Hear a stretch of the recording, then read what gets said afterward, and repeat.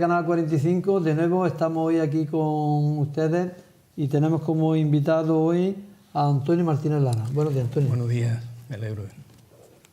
Bueno, pues como saben ustedes, el programa que editamos hoy, Guadalquivir 58, o lo edita el Instituto Almenara para el Progreso y el Desarrollo de Andalucía. Y hoy Antonio Martínez Lara, de Jaén Laico, que aboga por un Estado laico y por la libertad de conciencia, en esta ocasión nos hablará de la temática de sus últimos artículos publicados en el pasado mes de mayo. Pues no sé si sabrán que Antonio Martínez Lara es una persona muy implicada con nuestra realidad social y publica semanalmente diversos artículos de gran interés. Bueno, pues hoy, Antonio, de tus últimos artículos publicados, porque esto no se lo he comentado a ustedes, hoy vamos a tratar, en primer lugar, pues un día para la República, un artículo que publicó. Después hablaremos sobre habrá agua para todo y para todas las personas. En tercer lugar, comentaremos con 5 estrellas en Italia también cuecen habas. Y cuarto, de datos y todólogos, sobre temas de información. Bueno, pues, Antonio, ¿qué nos dices de tu artículo Un día para la República, donde saca a colación algunos temas de la señora Micaela Navarro, presidenta del PSOE de Andalucía y antes del PSOE total, ¿no? Efectivamente. Yo vivo en Linares y la realidad concreta es que el día 14 de abril se celebra el Día de la República. Lamentablemente... Que fue cuando se proclamó la Segunda República Española. La Segunda República Española. De aquel tiempo, desgraciadamente tan desconocido, apenas hay un recordatorio y más bien fúnebre para ese día. Se va al cementerio, nos acordamos de los que asesinaron en aquellos tiempos y resulta que después a lo largo del año no nos acordamos y sobre todo del gran legado que está oculto en la sociedad española. Lo mejor en aquel tiempo fue siempre la preocupación por la enseñanza y por la cultura. Y ahora pues apenas... Quizá el tema de la República lo han convertido en un tabú, ¿no? Porque temen que algún día pueda resucitar de nuevo la República, ¿no? Sí, efectivamente, desgraciadamente en la primera transición hubo casi un pacto por el silencio. Aquella transición, en vez de enlazar con la democracia inmediatamente anterior, se corrió un tupido velo sobre todo aquello. Se trató de hacer ese pacto que se llamó de la transición y se hizo después una ley de memoria histórica en la que teóricamente se traía la democracia y lo único que se hizo realmente es darle una pátina de demócratas a un montón de personas que hasta ese momento y después han demostrado que siguen siendo franquistas. Que venían de la dictadura. Efectivamente. Sí, porque realmente se debió hacer en su momento, una vez acabada la etapa de la dictadura, un referéndum sobre monarquía o república. Eso se debió haber hecho previo a la elaboración de una constitución en toda regla, ¿no?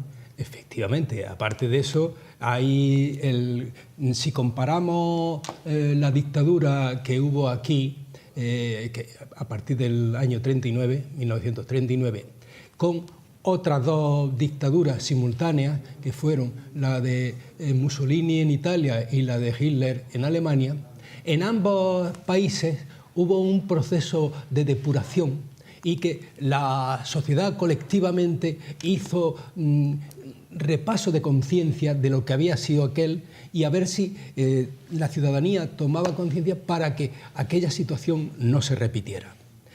En Alemania, hasta hace muy poquito tiempo, hablar del nazismo estaba casi perseguido y la consistencia o la consideración... Además, incluso la misma sociedad alemana, que muchos o una inmensa mayoría se habían dejado engañar por el regime de Hitler. Sin embargo, lo que tú dices, realmente hasta hoy en día tienen una mala conciencia de haber entrado en esa vorágine, cosa que no ha ocurrido aquí. Lamentablemente, la sociedad que no tiene conciencia de su historia puede volver a repetirla. Y claro, últimamente se están dando muchas circunstancias con el tipo de la crisis y hay tentaciones de, en vez de salir por la democracia, la profundización en las causas que promueven la crisis, muchas veces se tira por la calle de en medio, no se quiere pensar y se buscan también soluciones mágicas como pueden ser los de la dictadura. Venir y esperar un líder mágico que nos aúna a todos y no sabemos dónde nos lleva. Por supuesto. Aquí también en tu artículo habla un poco de cómo el señor González se procedió a la ignominiosa defenestración de Pedro Sánchez, que hemos de recordar aquello que se hizo para que con la abstención del PSOE siguiera gobernando Mariano Rajoy, M. Rajoy, ¿no? Efectivamente. O sea, hemos dicho que la transición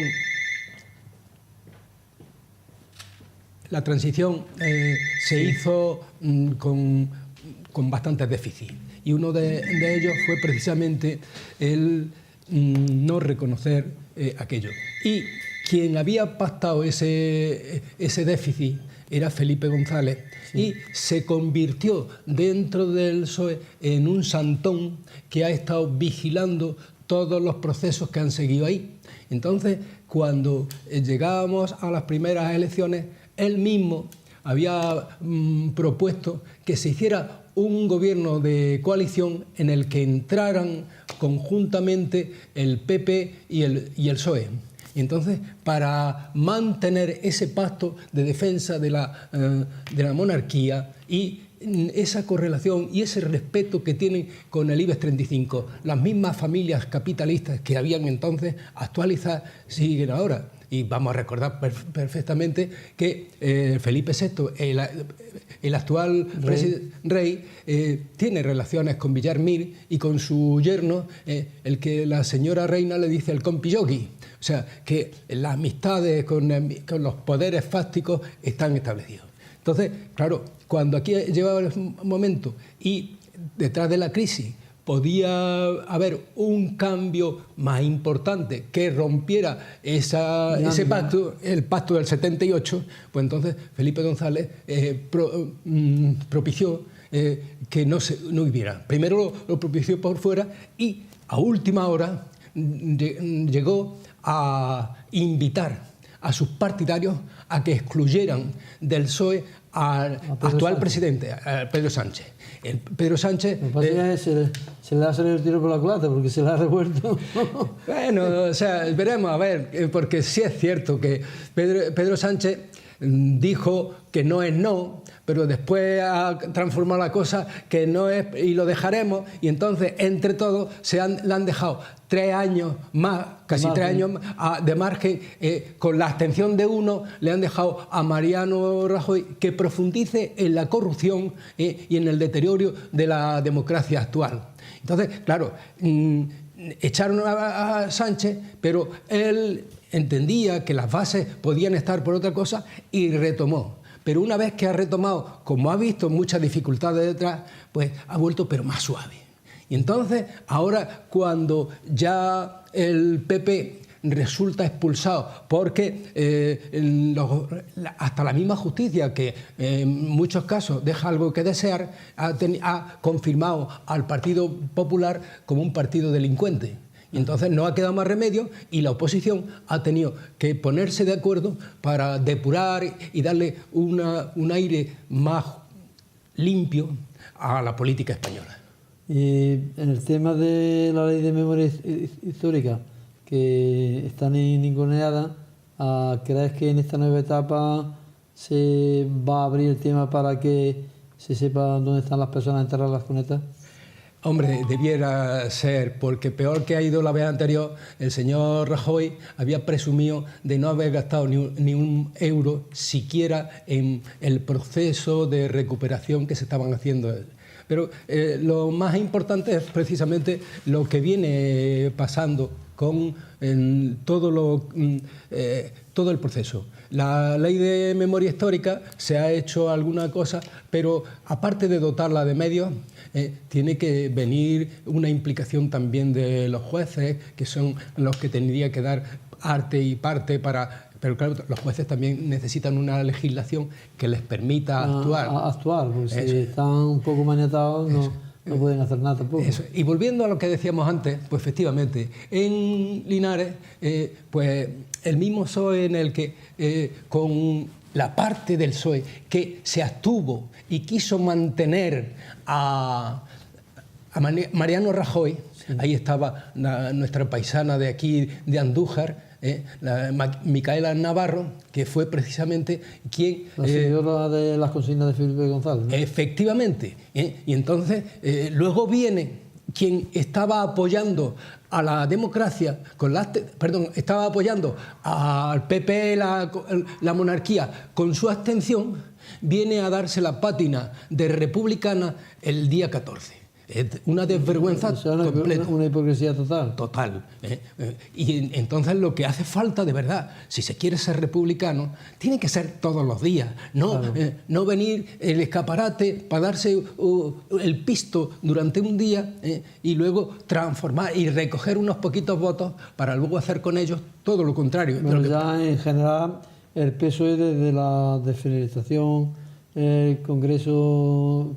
se dio en Francia, en Suresnes creo, o ya se defenestró a los partidarios de la República y cogieron el poder los partidarios de ocupar la monarquía, para ocuparse en el poder, ¿no?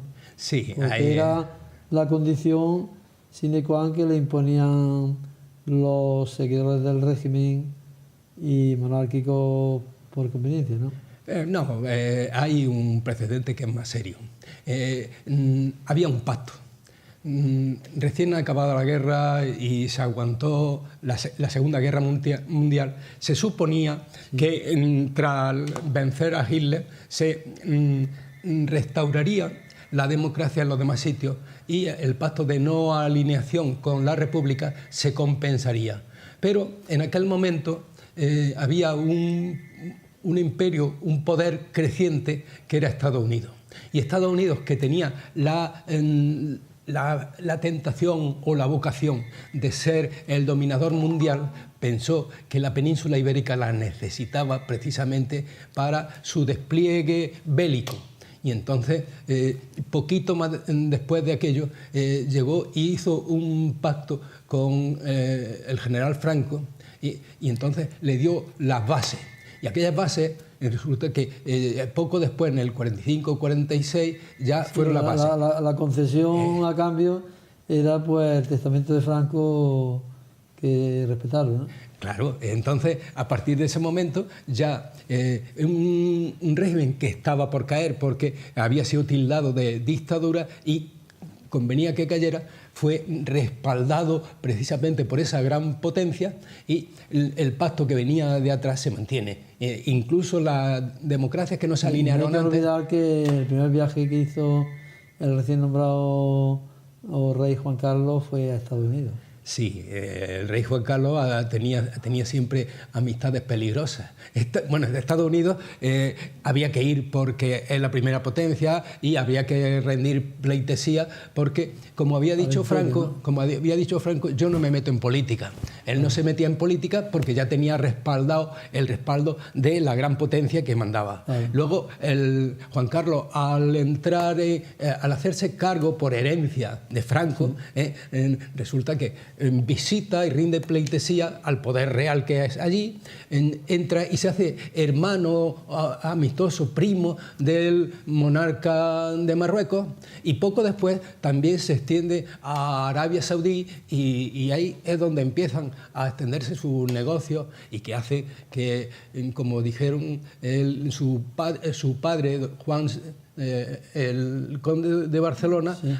había salido de España como un poco como heredero de Alfonso XIII a dos velas y entonces hubo que hacerle aquí una fortunita y luego vino el 1% o $1 por cada petróleo que entraba aquí. Ahora es curioso que en época republicana e incluso antes de proclamarse la República había un gran sentimiento republicano en Andalucía, con el anarquismo y también con los partidos republicanos, y lo han borrado 100%.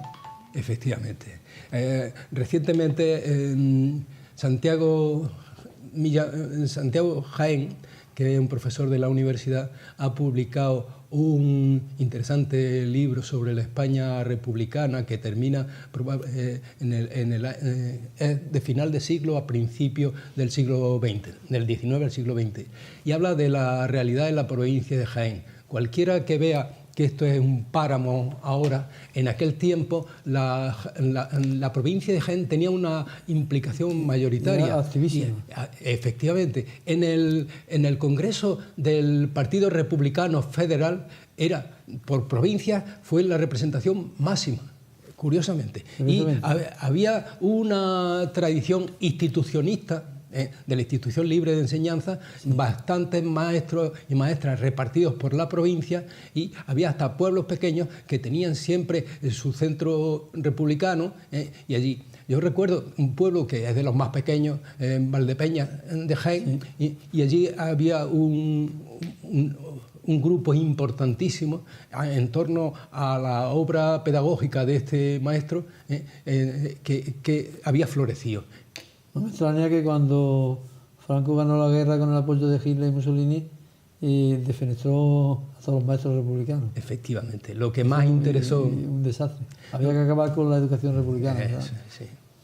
Bueno, pues si quieres decir algo más de este artículo tuyo, o pasamos al siguiente, ¿no? Sí, el hecho principal es que yo creo que el respeto que merecen nuestros mayores, las generaciones anteriores, es una visión global completa y que no quede solamente en un funeral un día.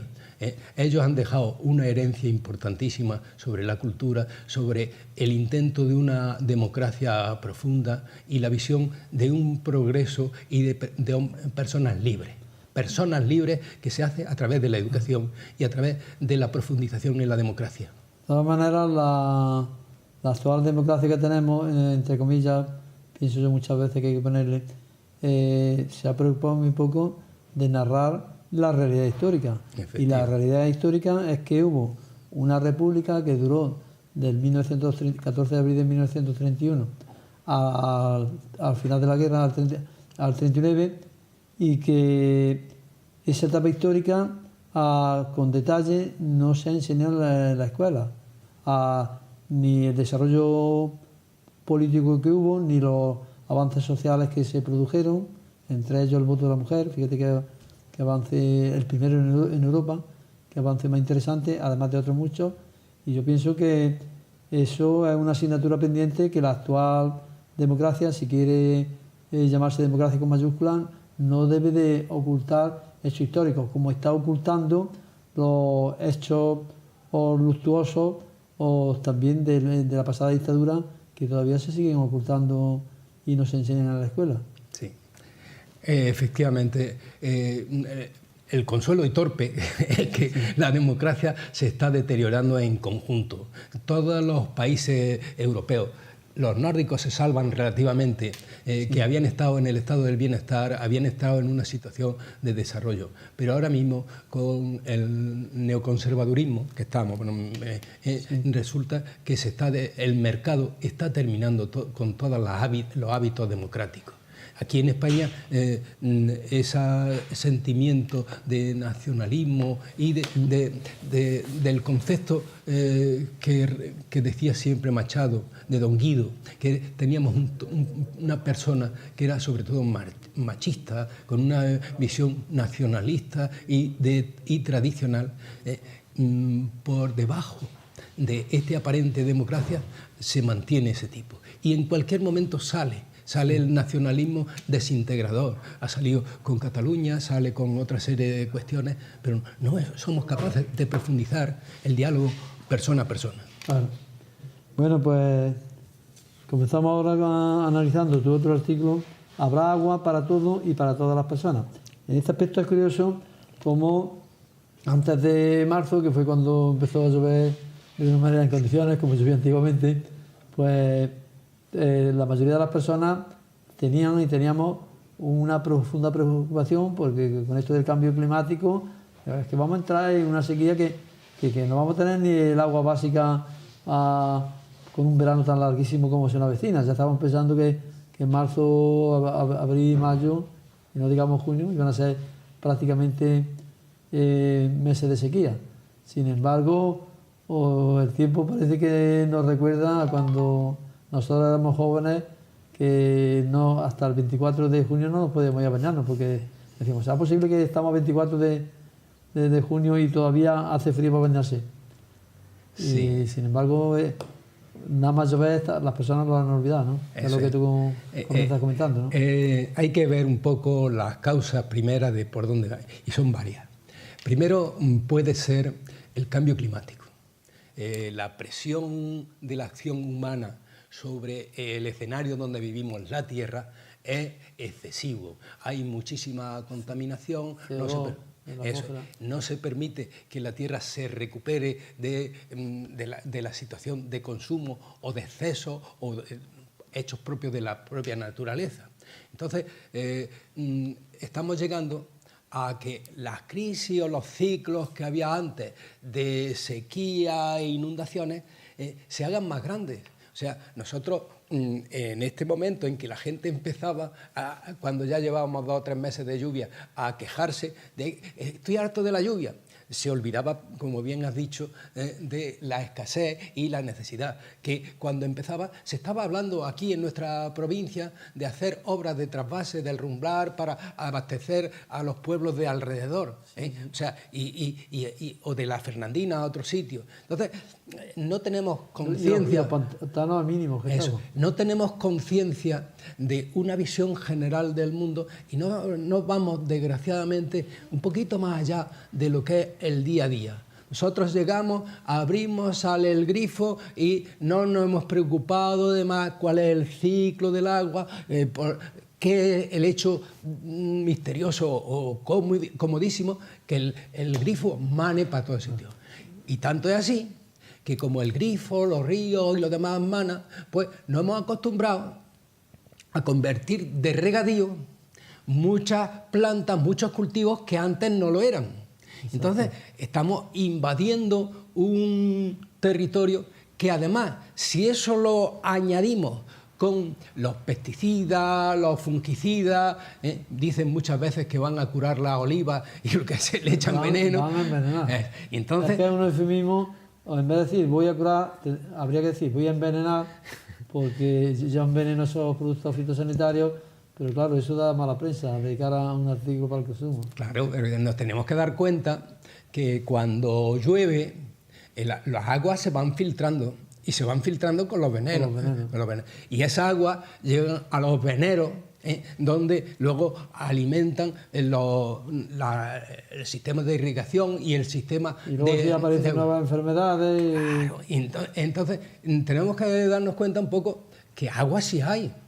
Lo que ocurre es que el agua cada vez puede ser más escasa y, sobre todo, lo más peligroso es de peor calidad. Claro. Entonces, hombre, sí, la tecnología está permitiendo plantas desaladoras que cogen el agua marina y la convierten en eso. Pero eso tiene también su coste energético y de los demás.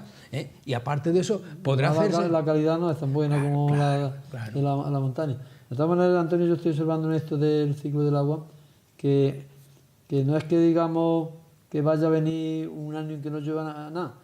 El problema es que yo observaba que antes los ciclos húmedos, porque siempre se han alternado ciclos húmedos con secos, cuando yo era niño, los ciclos húmedos duraban más número de años y los ciclos secos eran muy cortos. Y ahora, a merced al cambio climático pues la tendencia se ha vuelto al revés. Los ciclos húmedos son muy cortos y los secos muy largos. Efectivamente. Además, en los ciclos húmedos suele llover menos que llovía antes. Hombre, yo recuerdo perfectamente, he cumplido 70 años y la siembra volver a florecer porque había unas inundaciones en los sitios donde se cultivaba el olivar y había aguas, tierras que no eran muy porosas, se hacían unas pozas para desaguar aquello. Y durante los ciclos húmedos, muy lluviosos, era la manera de que no se frieran los olivos cuando cayera el sol. Sí, le hacía una especie de patada de araña para que el agua se fuera yendo. De todas maneras, a los humanos que pronto se nos olvidan todas estas realidades, pero también esto influye mucho, no solamente el CO2 que estamos en la atmósfera, también la tala masiva de árboles, porque por lo visto en las selvas de Indonesia y en el Amazonas se está deforestando a una velocidad tremenda y son el pulmón de la Tierra.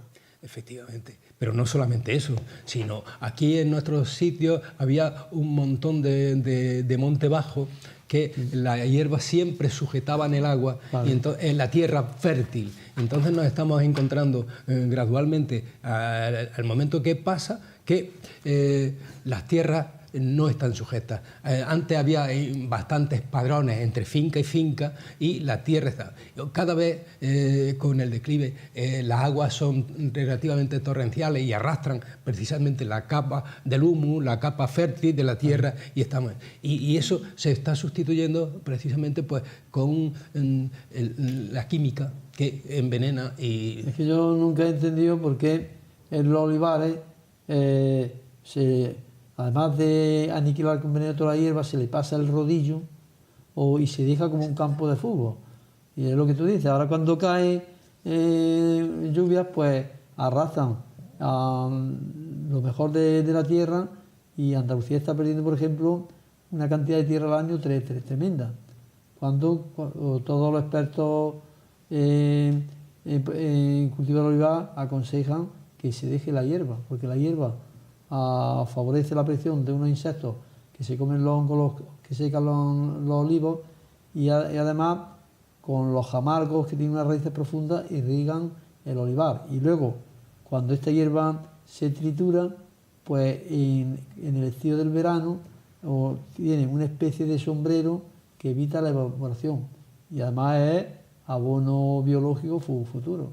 No sé por qué esto no lo dan a conocer. Las multinacionales de los productos fitosanitarios tienen un poder terrible, ¿no? Efectivamente. Monsanto, ahora absorbida por Bayer, tiene una capacidad de penetrar incluso en los mismos gobiernos para que los procesos de prohibición de estos fungicidas, insecticidas, que iban a ser en España, iban a ser de 10 años, bueno, lo han dejado en 5. Entonces, el problema de conservación de la tierra es uno de los más grandes, y no queremos darnos cuenta de que sí, estamos 7.500 millones de personas sobre la tierra. Sí, antes había un primer mundo que gastaba mucho más, pero afortunadamente el segundo y el tercer mundo están buscando la manera de acercarse, de dignificar su vida y tener un nivel asequible, comparable relativamente con el primer mundo. Y si esos 7.500 millones de personas llegaran a hacer un consumo, no puede mantenerse, mientras que aquí, por ejemplo, hay un montón de personas que se duchan 3 o 4 veces al día, o hacemos un desperdicio exagerado de las aguas en un mundo. Claro. O aquí, mientras también tu artículo, a una mujer, a Bangari, sí, que crea el movimiento Cinturón Verde. Efectivamente. África es uno de los sitios donde el problema del agua ha sido y es más escandaloso. Alguien ha dicho que muchos de estos países hubieran tenido más suerte que en vez de haber descubierto allí petróleo y otros minerales, hubieran descubierto muchos pozos de agua. El agua le habría permitido tener un vergel cerca de ellos para desarrollarse y no llamar a la colonización que se lleva los minerales y deja allí después la pobreza. Y hubieran evitado tanta hambruna como... Wangari Maathai, esta es una ecologista, activista en general, que ella se planteó claramente el problema de la desertización de África. Empezó una campaña de plantar árboles, ¿no? Efectivamente, ella propuso el movimiento de las mujeres y en torno a cada una de las ciudades o pueblos les planteaba el llegar y que plantara una serie de árboles que sujetaran la tierra, que atrajeran la humedad, y esa fue la vida que mantuvo en una zona de África un resurgir y un humanismo más aceptable. Sí, pero es lo que tú dices, en las ciudades que cada día son más grandes, no hemos tomado conciencia de la escasez del agua y seguimos gastando agua a punta pala. Eso he tenido la ocasión de experimentarlo cuando hace un año viajé a los campamentos saharauis, incluso a las zonas liberadas de Tifariti, donde el agua, como en pleno desierto, para comprobar, es escasísima, y yo mismo, pues, con una cantidad que ahora aquí en un segundo la gasto, allí tenía para todo el día. Una cantidad ínfima. Aparte se miraba como oro líquido. Sí. O sea, yo con un vaso de estos que tenemos aquí, con un vaso de estos, tenía suficiente para afeitarme. Claro. Y afeitarme y hacerme la cara. Es que no podía malgastar agua. Sí. Hay una cosa, que todo está relacionado. Está relacionado también el urbanismo. O sea, desde siempre hay una serie de aprendizajes que hemos tenido en Europa que desgraciadamente se van malgastando. O sea, tanto la dieta mediterránea, en la que hay bastante cuchara, que eso permite una alimentación bastante completa, incluso el urbanismo.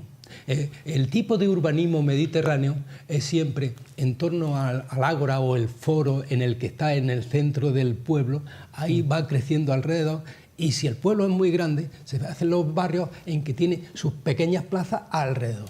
Sin embargo, por la influencia anglosajona, hemos ido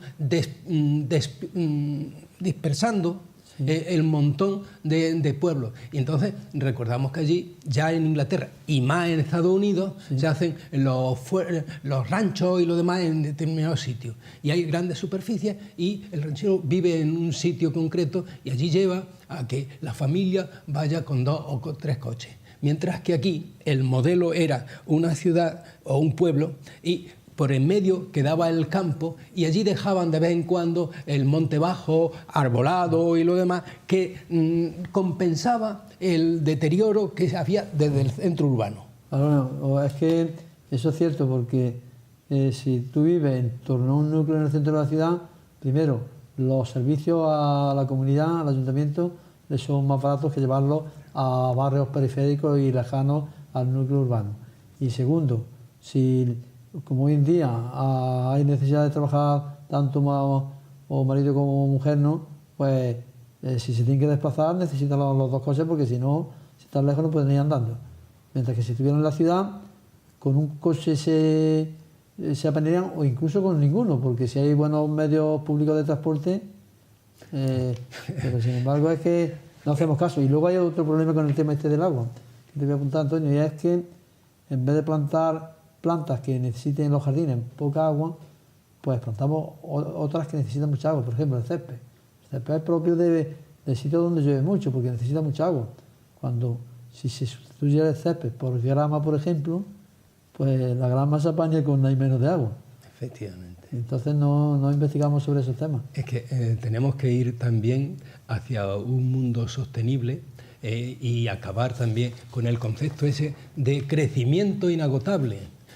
Las materias de la Tierra son limitadas y no podemos ir pensando que vamos a tener para siempre. Entonces, además, con una población en crecimiento, claro, que también deberíamos ir pensando en el control de la natalidad, porque no podemos ir de hace nada, que estábamos en 2.000 millones, ya estamos en 7.500 y para el 2050 prevén 10.000 millones, creo.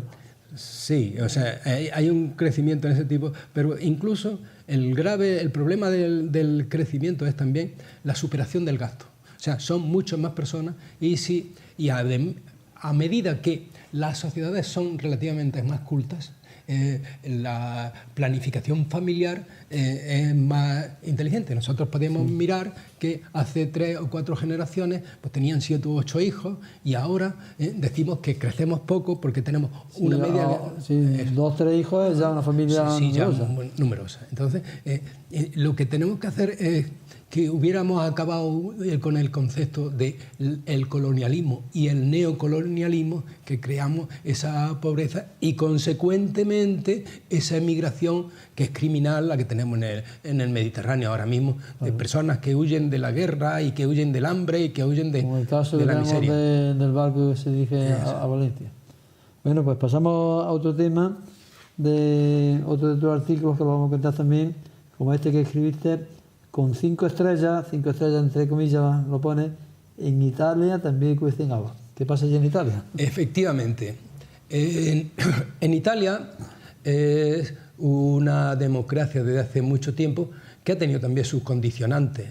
Desde hace un montón, bastante, siempre era tradicional allí la mafia. La mafia controlaba y tenía como una segunda administración en la que chantajeaba relativamente a los sistemas de producción. Pero no es solamente la mafia, en cada sitio hemos tenido nuestros condicionantes. Aparte de eso, pues entonces como consecuencia de eso, tanto en Italia, en España, en Alemania, en Francia y en los demás sitios, la democracia se ha ido limitando. Entonces, el problema también pasa en toda Europa y en América, que la credibilidad de los políticos y los partidos tradicionales ha ido desapareciendo. Y como consecuencia de esto, y los medios de comunicación y el sentido que tenemos los ciudadanos en general de quiero esto, quiero melón, taja en mano, queremos la inmediatez y cada día pensamos menos en las causas, los ciclos, como hemos dicho antes en el agua, pues ocurre también que queremos soluciones casi mágicas. Y entonces, cuando los partidos tradicionales se han acostumbrado con sus corruptelas y con lo demás a no dar soluciones, entonces surgen aquí unos intentos de partidos nuevos. El caso para dar respuesta también a esa ansiedad de inmediatez de los... A esa inmediatez. Entonces, hay 2 problemas. Uno es precisamente aquello de partidos que surgen y que llegan y ofrecen soluciones mágicas. El ciudadano quiere que le bajen los impuestos. Claro, muchas veces es muy triste que el ciudadano trabajador, que sí paga y que es el único que pasa por caja, quiere que le bajen los impuestos. Y si le bajan los impuestos, se los bajan o a quienes no pagan prácticamente. A la gran empresa. Pensemos por ahora que el Corte Inglés le sale a devolver porque tiene 3 fundaciones en las que da 2 perras gordas. Entonces, y el concepto ese de no tener impuestos es engañoso completamente. Entonces, si nosotros queremos servicios públicos, que es lo imprescindible, pues habrá que tener aportaciones. Lo que hace falta es que cada uno pague en función de sus propias propiedades. Y acabar con la cultura de lo que eres con IVA o sin IVA. Efectivamente, la economía... Porque eso también hace un daño al público tremendo. Claro, la economía oculta. Entonces, entre esa cuestión y luego otro problema también serio que es... En Italia está, en el norte, hay unos partidos nacionalistas que quieren...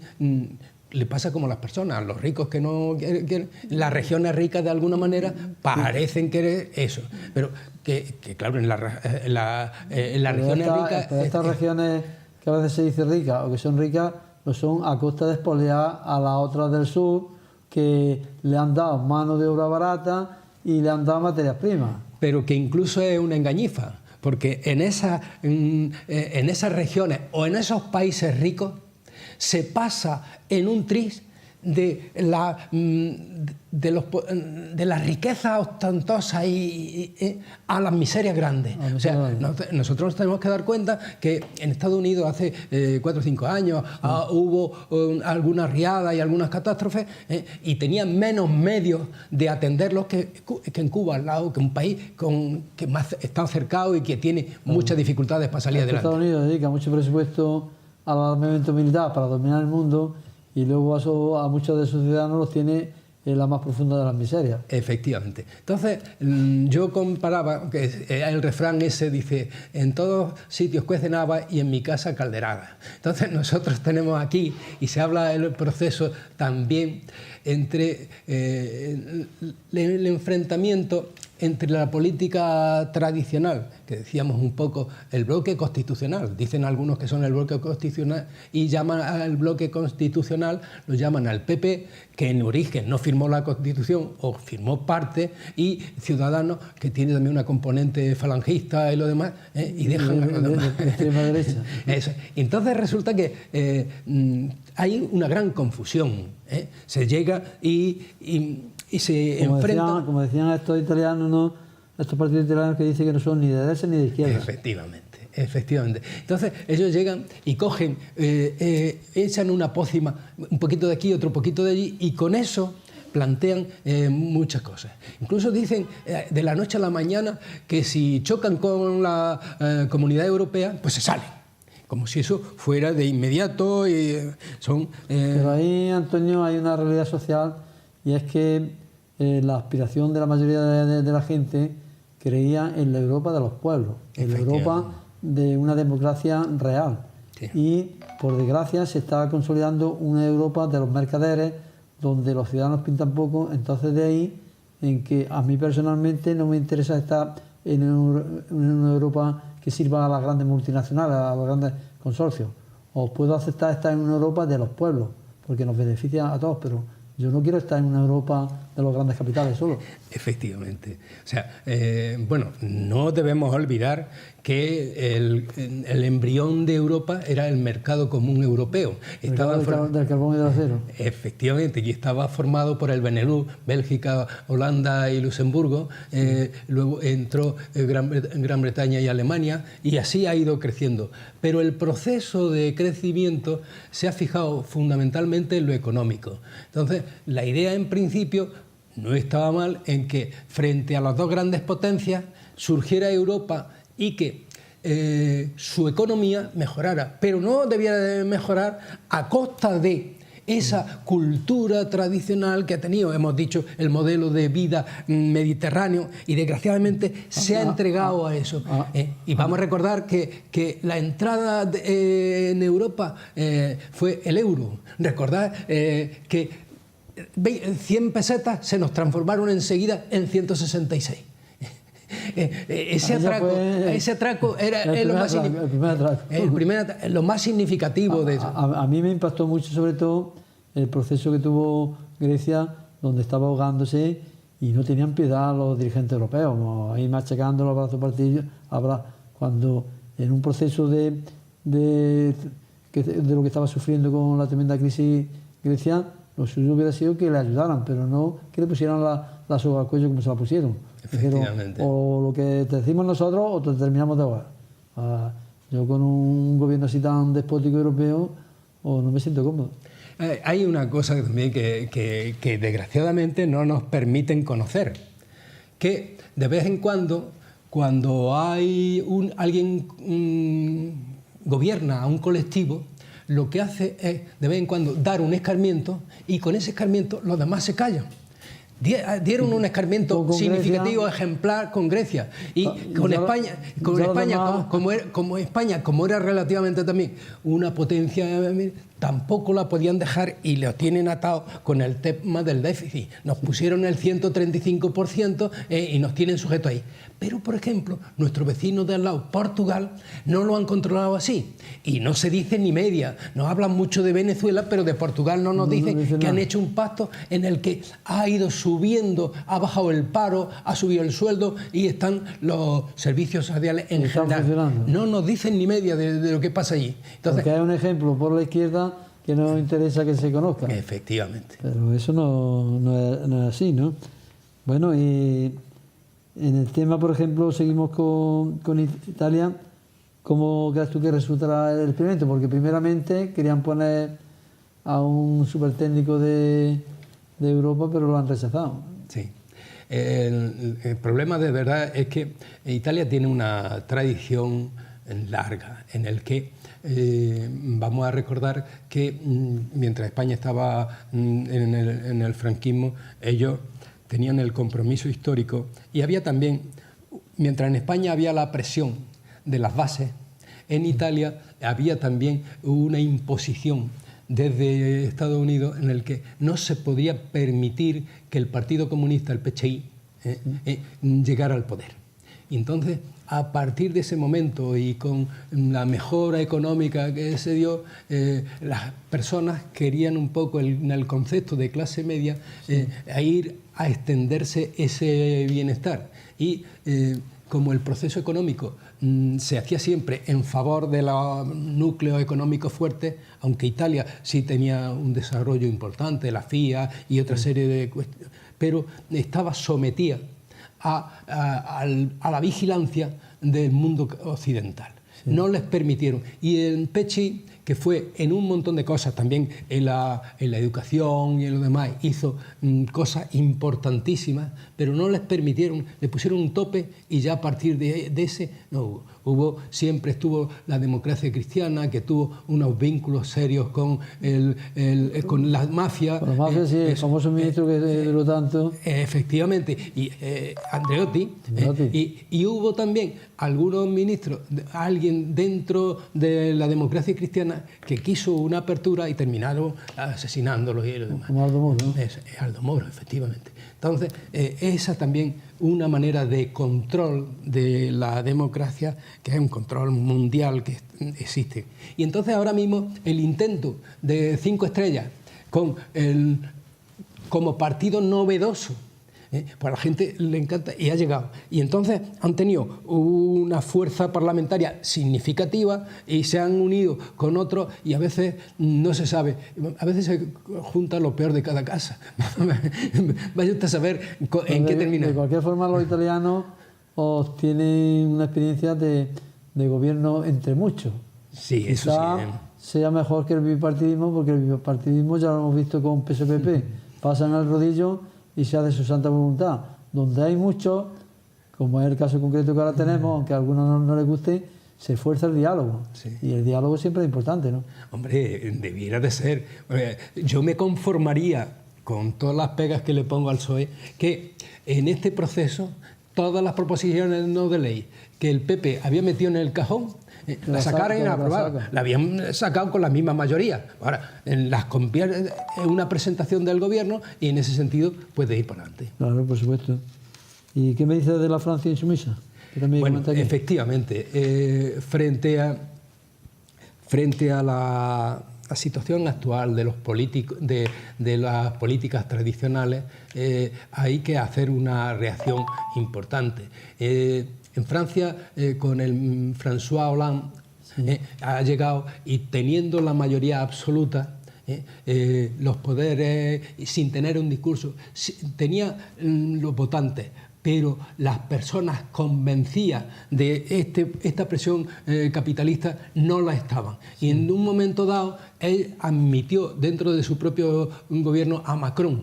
Macron es un neoliberal completo y ha entrado y ahora está devastando completamente y privatizando absolutamente todo eso. Como había un grupo que se dio cuenta de lo que iba pasando, pues entonces es una parte de los socialistas y precisamente el líder de Francia insumisa y otras funciones que hay ahí de la gente uniéndose en actos y en tramas cooperativas para que el proceso electoral no sea simplemente arrojar una papeleta en eso, sino que tenga más repercusión que venga, eso es, que tenga, de la legislatura. Que la sociedad tenga un nervio. Al mismo tiempo, mientras que en Francia está ocurriendo eso, pues también en Italia está Jeremy Corbyn, está intentando recuperar relativamente el Partido Laborista, que había destruido completamente la llegada de doña Margarita Thatcher. Bueno, y aquí también comenta alguna actuación del profesor Manucci en Italia. ¿Qué es lo que hace este hombre? Manucci. Sí. Sí, dice, el profesor Manucci concluye en que habrá que estar al tanto de lo que ocurre en Italia con el movimiento 5 estrellas. Eso. Manucci es un estudioso precisamente de los nuevos movimientos y es en quien yo me basaba precisamente un informe importante sobre esto. Me piden a veces en Linares un poco que traiga aire fresco y yo me busco importantes reportajes de gente acreditada y entonces en torno al estudio, hacia un libro o lo demás, busco el tema que viene planteado. Sí. Entonces el fenómeno de 5 estrellas lo había estudiado este profesor y entonces cito. Y trata de indagar el futuro que se plantea ahí. Entonces, la duda está en que efectivamente 5 estrellas tendrá que tener una decantación, porque no es, como dice, no es ni de izquierda ni de derecha, pero las necesidades de la gente exigen, efectivamente, y nadie puede hacer milagros. Si tú quieres buenos servicios, no podrás ofrecer al mismo tiempo bajada de impuestos. Para los servicios habrá que pagarlos. Claro. Y hay que sacarlo. Lo que hay que hacer es que sea una aportación solidaria. El que más tenga... Que no se cargue en una espalda como hasta ahora suele pasar, la clase de trabajadora nada más. Bueno, pues como han mencionado también antes de Linares, ahora en el siguiente artículo que vamos a comentar, de datos y de todólogos, no quiero que se me olvide que me comente la última manifestación que hubo en Linares para pedir trabajo, industria y tal, ¿no? Pero bueno, si quieres lo dejamos para el final. Bueno, no, ya que lo has sacado, empezamos. O coméntalo. Sí, efectivamente, puede pasar un poco lo de... Te lo digo porque yo recibo comentarios de que, bien, yo estoy viendo la manifestación, exigirle a la Junta de Andalucía, exigirle a los poderes para que esa desindustrialización que han hecho de Linares se lleve a cabo y una ciudad industrial no pueden matarla como con la puntilla que le han dado, con la destrucción de Santana y no poner ninguna industria alternativa. Pero bueno, al hilo del comentario que yo quiero que me comentes es de que a algunos sectores les molesta esa manifestación porque dicen que se debe a elementos conservadores, que antes sí que estaban muy callados y ahora, en fin, como esto es se basa en un ataque a la Junta de Andalucía, al PSOE, pues... No sé si me entiendes. Efectivamente, pasamos de una cosa a otra. Del 5 estrellas también saltamos a los 45.000 personas que se manifestaron rápidamente en Linares. Entonces había surgido a consecuencia de que había un estudio que decía que Linares era una de las grandes ciudades con más paro de España. Entonces, la gente, dentro de su aldeanismo, del concepto social que tiene, cariñoso de su propio pueblo, que en mi pueblo se deshace. Pero en mi pueblo se deshace no fue de la noche a la mañana. Esta crisis se venía cuajando de hace mucho tiempo y nosotros... Es una crisis programada, ¿verdad? O por lo menos, si no programada, latente, estaba ahí. En cada una de las familias pues sabemos que había bastante gente que teníamos parado, el hijo, o que nuestro nieto o nuestro sobrino había emigrado, sí. Y que el índice de mayores era más grande y que no había situaciones. Eso ya se venía viendo y claro, efectivamente eso tenía también sus causas, que era el cierre de Santana y de otras industrias que se veía venir. Entonces, efectivamente, cada uno llegaba y sobrevivía como ha podido en ese momento. Y sale ese aldabonazo y se responde. Incluso personas que no se habían manifestado nunca salen en ese momento. Y aquello lo promueven también, gracias al tema de las redes, en Facebook y en lo demás, lo promueve mucha gente. Y entonces, pues sí sale. Y entonces lo dirigen una serie de personas con muy buena intención. Pero empiezan a decir que aquello, vamos por Linares, pero sin decir qué Linares queremos, A veces incluso esperamos que las cosas nos las resuelvan desde fuera y no nos planteamos qué podemos hacer nosotros. Claro, es lo primero que hay que plantear. Claro, eso, cuando llegamos a que sí, que el Ayuntamiento, que a la Diputación, que a la Junta de Andalucía, que a Madrid, a Europa y lo demás, bien, porque efectivamente había unas subvenciones, ahora no están esas subvenciones, o a la hora de repartir obras públicas o servicios y lo demás, no se han dejado caer y esta ciudad se viene abajo. Pero al mismo tiempo tenemos que ver también porque en cada ciudad hay una riqueza mínima en la formación de la gente, en pequeños capitales, aunque sea, y el natural andaluz, desgraciadamente, es que lo tenemos en los bancos y ese dinero que podía estar produciendo, se podía estar produciendo. Y incluso la capacidad formativa que tiene la parte de la universidad que hay en Jaén y lo demás, se están haciendo cosas pero a un ritmo lento porque le falta dinero, le falta financiación. Hay muchos órganos que se dicen de promover el trabajo, el empleo y lo demás, pero no. Y dentro de las pocas personas que habían ahí dirigiendo o habían promovido la manifestación, de pronto llegaron al ayuntamiento, los grupos municipales estuvieron de acuerdo perfectamente y con ellos iban a los demás sitios. Pero ese hablar directamente con la ciudadanía para decir, venga, ideas, y que ese movimiento tuviera una vida de abajo arriba, o sea, efectivamente nosotros queremos esto, y decir, los linarenses, ¿qué podemos ofrecer? Es como debe ser, de abajo arriba. Y entonces llegamos en un momento en que al cierto tiempo se ha hecho otra manifestación y la gente sigue en eso.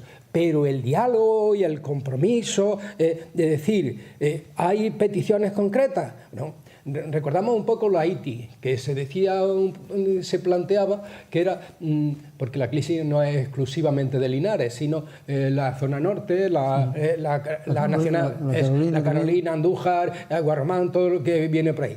Y entonces había la posibilidad de ver eso con el puerto seco, aquí una zona de mercancías que distribuyera por los demás sitios y un polo relativamente industrial que buscara aquellas industrias que no sean como siempre. Vienen, se llevan las subvenciones y luego se van. Entonces, y crear algo autóctono que tuviera aquí sentido, fábrica de maquinaria para el olivar, que desgraciadamente vienen importándose de fuera, toda una serie de ideas que estaban por ahí. Pero eso... las buenas ideas tienen que ponerle ruedas y desgraciadamente no se puede. Claro. Eso. Bueno, pues lo que hace falta es que toda esta gente que critica la manifestación, que aporte ideas, porque lo principal es, como tú bien dices, apoyar a el que Linares vuelva a resurgir como una ciudad industrial que siempre lo ha sido, porque ya que las minas las han cerrado, pero o tomó el rumbo de hacer un desarrollo industrial, una ciudad que ha sido muy dinámica, y es curioso porque la gente de Linares tenéis conciencia para defender a vuestro pueblo, cosa que otros pueblos de Jaén de Andalucía ni siquiera tienen. Pero claro, todavía estamos un poco anclados en el patriarcado y bueno, ¿cuándo nos lo van a resolver? No, es que tenemos nosotros que empezar a resolverlo, porque desde cooperativas agrícolas, desde desarrollar algún sector industrial.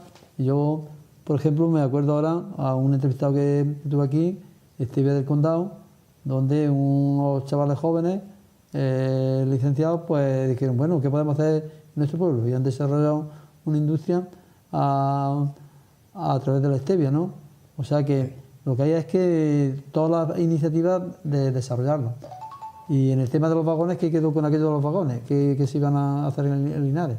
Efectivamente, aquello fue una de las industrias que vienen, que parece que tienen por venir, pero luego incluso se había hecho en aquel momento, porque el motivo principal de que pusieran Santana allí es que el ferrocarril pasaba por la puerta y podía traer las materias primas. En este caso, hablaba también de recuperarse el ferrocarril aquel que iba a Badollano. Sí. Y entonces ahí podrían precisamente salir la producción por vía, que es siempre lo más económico. Sí.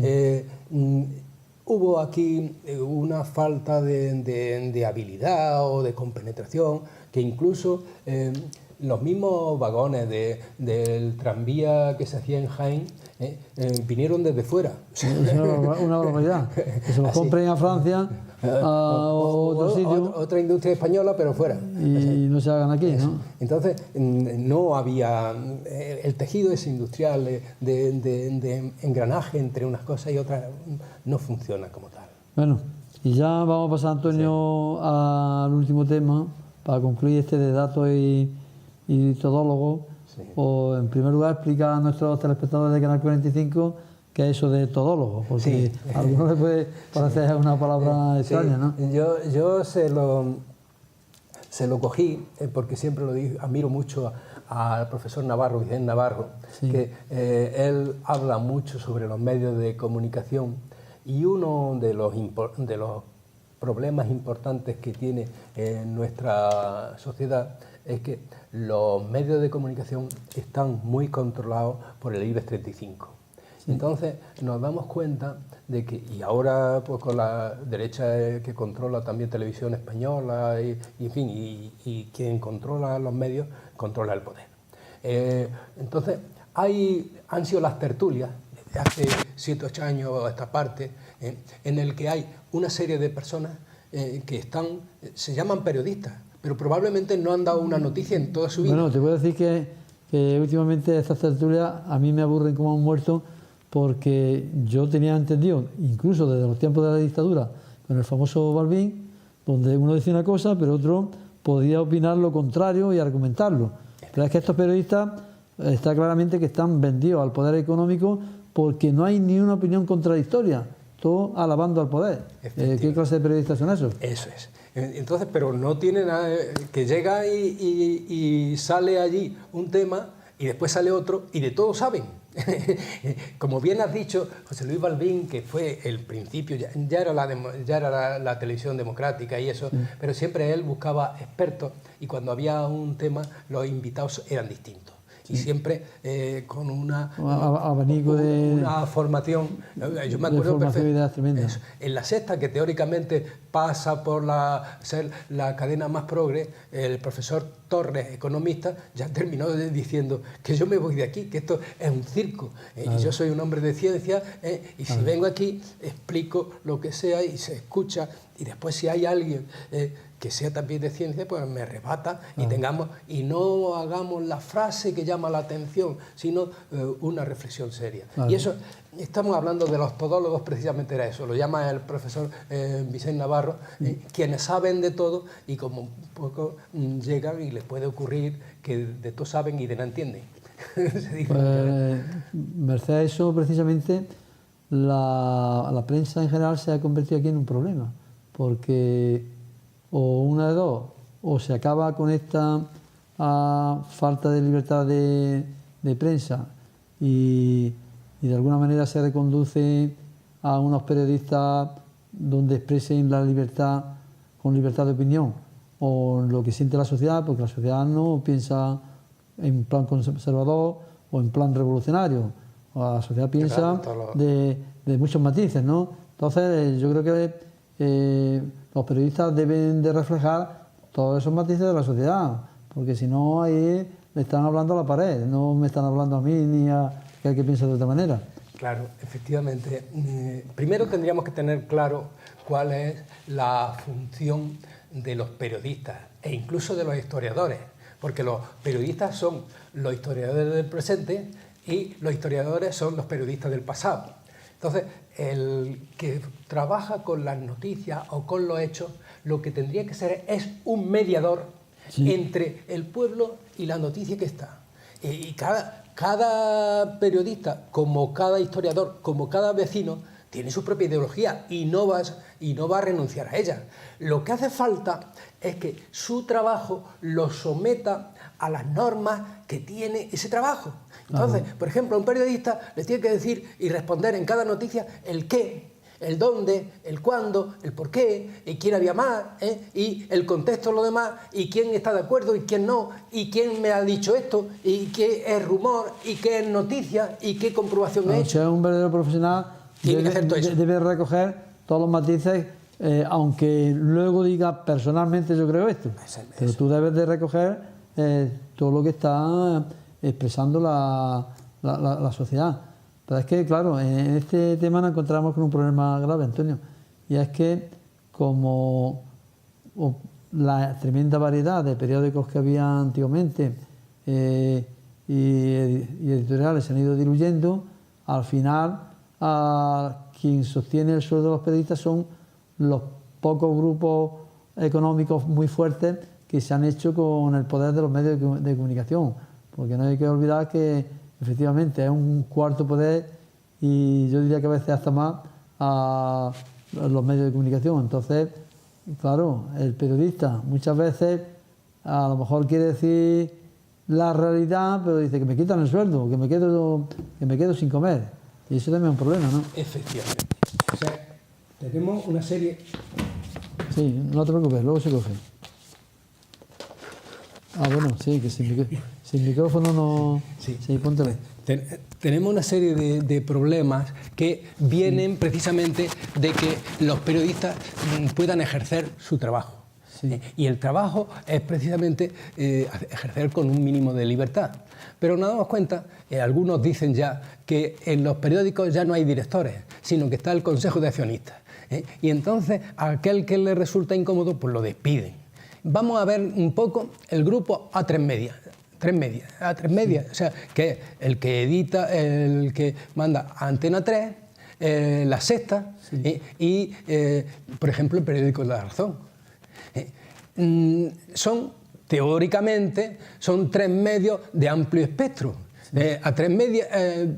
Antena 3 pues, parece ya un medio más conservador, más de masas, que hace reflexionar poco. La Sexta llega y pasa por ser algo más progre, pero luego, sin embargo, tiene fluctuaciones según el momento en que toma. Hay épocas en que no es peligroso que hable como de izquierda, pero cuando llegan unas elecciones o lo demás, hay unas consignas que le mandan. ¿Y qué voy a decir de La Razón? La Razón, bueno, pues el señor director de La Razón y lo demás cobra del mismo cajón que el otro. Claro, entonces hay unas presiones. En algún sitio la audiencia le permite al periodista defenderse y aguantar más presiones, pero en otro que tiene más necesidades lo expulsan o se somete. Sí, pues así de esa manera vamos a pocos sitios. Aquí tenemos también un comentario que dice, decía Machado que siempre iba hablando consigo mismo, que es como prepararse para hablar con Dios. ¿Qué decía ese? Ese sí es el sentido, primero, de que el ciudadano debe de buscarse un momento tranquilo de rumiar lo que ha recogido en su entorno y distinguir lo que es importante de la paja. Entonces, de vez en cuando, llegar y decir esto sí, esto no, y uno se sorprende a veces, he hecho esto que estaba equivocado, que no cuadra con mis conceptos que tengo y lo demás. Reflexionar profundamente, ¿verdad? Efectivamente. Exactamente. Y luego también, claro, hay otros que dicen que en boca cerrada no entran moscas. Efectivamente. O sea, hay una cosa que viene ocurriendo fundamentalmente en que como los que saben, sí, o los que hablan por sí y por todo, incluso el tema de la habilidad de expresarse no se enseña o no se da oportunidad ni en la escuela, ni en la universidad, ni en lo demás. Yo me acuerdo que precisamente el tema de... En la escuela pues tendría que haber una asamblea en que todo el mundo explicara su opinión y perdiera el miedo a hablar en lo público. El miedo escénico. Efectivamente. Y eso lo vamos a decir también a la hora de escribir. Yo recuerdo que de escribir quedaba un espacio libre y decía el maestro, haz una redacción. Y tú escribías una redacción, pero esa se quedaba allí en tu cuaderno y ni Dios la corregía. Entonces, tú no puedes aprender a escribir si no escribes y revisas y alguien te dice, eso está bien, esto está mal, y lo lee la gente y tiene sentido esto. Eso, desgraciadamente, hay una sociedad que promueve unas relaciones de comunicación desde el poder para abajo. Y si no se ofrece un canal de contestación, pues tenemos la paz de los cementerios, la tranquilidad absoluta. Entonces, la cuestión fundamental es precisamente incitar a que la gente... Hombre, que se dice muchas veces, tú te callas que no sabes. Claro, si yo me callo siempre, no aprenderé nunca. Tenemos que dar la oportunidad a eso.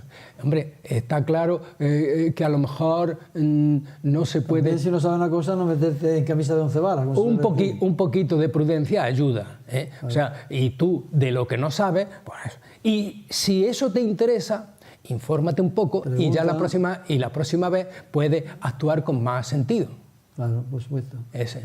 Bueno, pues ahora estamos en un nuevo gobierno, pero los poderes económicos siguen siendo los mismos. Por tanto, ¿qué futuro le ves a la libertad de expresión de cara a que haya unos periodistas que tengan medios de subsistencia para que puedan expresar lo que piensan o recojan y digan lo que ven que hay en la sociedad a través de los medios de comunicación, pero que puedan seguir comiendo su habichuela? Hay una cosa que es muy importante. Probablemente una de las cosas más importantes que hizo Zapatero fue transformar la radio-televisión española en un parecido a la BBC. Dejó que el control de televisión lo eligiera el Parlamento y a partir de ahí hubo una televisión bastante plural, eso lo permitió. Ha dicho en eso, el poco tiempo que tenga este gobierno tendría que dedicarlo a cosas como hemos dicho antes, sacar del cajón aquellas proposiciones de ley y ahora sí convertirlas en proposiciones de ley. Y en el tema de los medios de comunicación, recuperar el ambiente que tuvo la televisión española y Radio Nacional en su momento, democrático e incluso con índices muy superiores a las cadenas privadas. Si eso fuera capaz de conseguir, no es poco, y por supuesto también revisar el tema de la ley Mordaza y una serie de peligros que están cercenando la libertad de pensamiento, la libertad de conciencia, la libertad de pensamiento y la libertad de expresión. Y a ver cuándo se deroga el artículo 135 también, ¿no? Efectivamente, o sea, lo que sí es cierto es que en este proceso, porque sería convocar quede un año o 2 años, la función de este gobierno sería sobre todo sanear los problemas más urgentes de corrupción que se han dejado aquí y a ver si en las próximas elecciones ya se va con otro ambiente, se es capaz de que las elecciones lleven a un contrato entre los electores y los candidatos y que no pase por el tema de las imágenes y de las más cosas. Si con eso se hiciera, yo me daba por satisfecho, porque sí es cierto que los poderes económicos y mediáticos están bien apalancados y no podemos esperar demasiado porque las desilusiones no vienen bien. Yo también me conformaría, Antonio, con que este gobierno contribuya a rebajar bastante la crispación, porque estábamos en una subida de crispación donde íbamos a una pelea civil y eso no es bueno. Hombre. Hay que bajar los ánimos, que es la condición imprescindible para poder dialogar y que las personas entren en razón, porque con la adrenalina a tope no se razona y se pueden cometer por todas las partes muchos errores, ¿no? Efectivamente. No queda más remedio que volver al diálogo y no diría yo a la tolerancia, porque desgraciadamente la tolerancia es una palabra muy equívoca, porque cuando hablamos de tolerancia casi siempre hay alguien que manda y deja al otro medio vivir. Volvamos al respeto.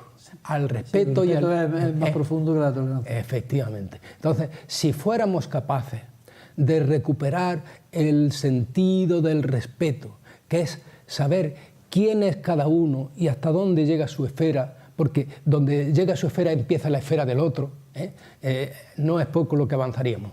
Bueno, Antonio, llegamos al final del programa, voy a proceder a despedirlo, pero no antes quiero que te dirijas a los telespectadores de Canal 45, a aquella cámara de allí, y le digas cuál es el motivo de la publicación de tus artículos periódicos.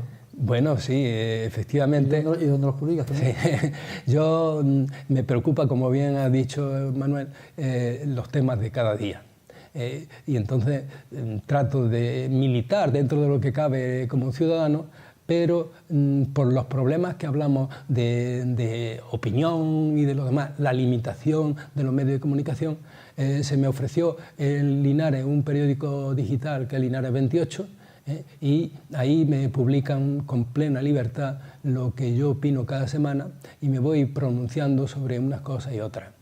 Hablaba antes de todólogo y yo cambio de tema de un sitio a otro, pero lo trato de hacer con información. Por eso hablo de los datos. Me decían el otro día un lector que cómo puede encuadrar. No, yo llego y busco un tema, me informo y muchas veces desde la entrada digo, he leído esto y me baso en las aportaciones de un experto en determinados momentos y a partir de eso pues, doy información y termino con mi opinión. Claro. Bueno, pues queridos telespectadores, procedemos a despedir el programa a Guadalquivir 58 y no antes quiero indicarles que el Instituto de Almenara ha organizado la presentación del libro El megalitismo, dólmenes y megalitos en el sur de la península ibérica, que tendrá lugar el próximo viernes 22 de junio a las 20 horas en la calle Doctor Eduardo Arroyo, 11 Bajo de Jaén. Es una conferencia muy interesante por un experto de Jerez y les animo a todos a que asistan. Y bueno, queridos telespectadores, nos despedimos hasta un próximo programa.